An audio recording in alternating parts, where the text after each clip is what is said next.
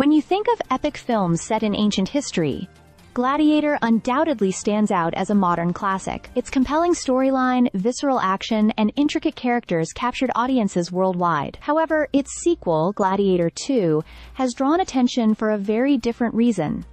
Its historical inaccuracies, which some argue are so bold that they border on absurdity. The film, directed by Ridley Scott, may impress with its spectacle and star-studded cast, but when it comes to factual representation, it takes many liberties. The movie opens with a bang, offering a sequence that showcases both visually stunning rhinos and a recreation of the Colosseum in grand fashion. But there's one small issue.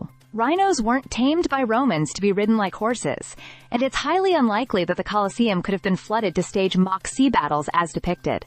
While it's true that similar events were staged during the inaugural games of the Colosseum in AD 80, there is little evidence that such grand displays took place in the arena itself. Additionally, the idea of using sharks to populate the mock sea battles, an obvious exaggeration, certainly stretches the imagination. Another moment that caused some historical head-scratching was a scene involving Denzel Washington's character, McGuigan. In it, he's sipping coffee or tea in a cafe while reading a newspaper.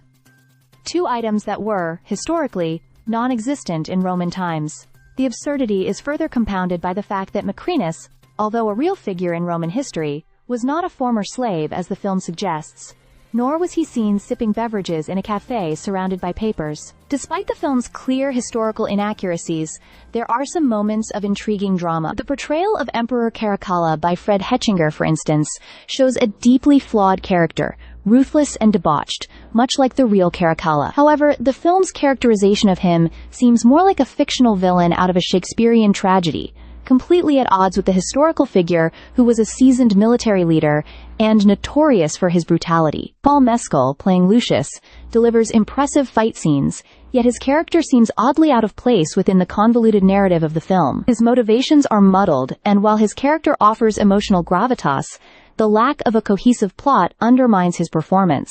The movie seems overly reliant on Gladiator I's legacy, following a similar structure, but in doing so it loses much of the original film's sense of purpose and depth. Despite all the historical liberties, Gladiator 2 is visually captivating, with intense action and lavish set designs. If you're in it for the spectacle, menacing rhinos, blood-splattered action, and dramatic crowds, you won't be disappointed. However, if you're expecting a story that stays true to the rich history of ancient Rome, this film will likely leave you more puzzled than impressed. While Gladiator 2 may not hold up in terms of historical accuracy, it will no doubt be a thrilling ride for those who crave a good historical action spectacle. Just don't expect it to be an accurate reflection of Rome's past.